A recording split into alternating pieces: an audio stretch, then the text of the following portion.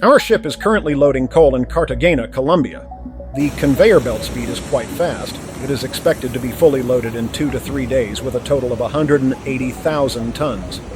After loading, we are preparing to cross the entire North Atlantic, passing through the Strait of Gibraltar, then entering the Mediterranean Sea, and crossing the Aegean Sea, finally reaching Iktaz in Turkey. The entire journey is 5,600 nautical miles and is expected to take 20 days. You might think that the captain's salary is very high, but in this industry the captain's salary is not the highest. Nowadays it is roughly around $10,000. There are positions in this industry with even higher salaries than the captain's. Look at this man. He boarded the ship for 3 hours and walked away with $25,000, ready to fly home. It's quite expensive, isn't it? Well, that's because he's a pilot.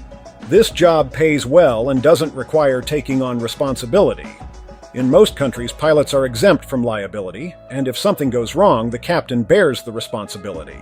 After more than 10 days of sailing, our ship is about to pass through the Strait of Gibraltar.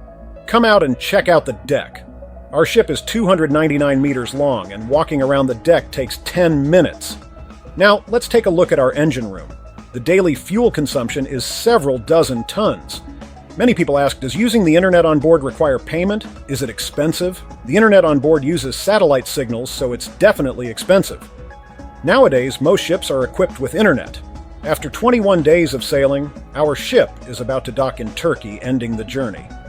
Before we finish, let's go over some data you might want to know.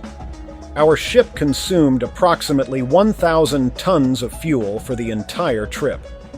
Based on current salary rates, the labor cost for the 21 days of the voyage is around $65,000. The cost of 3 tugboats was $2,500.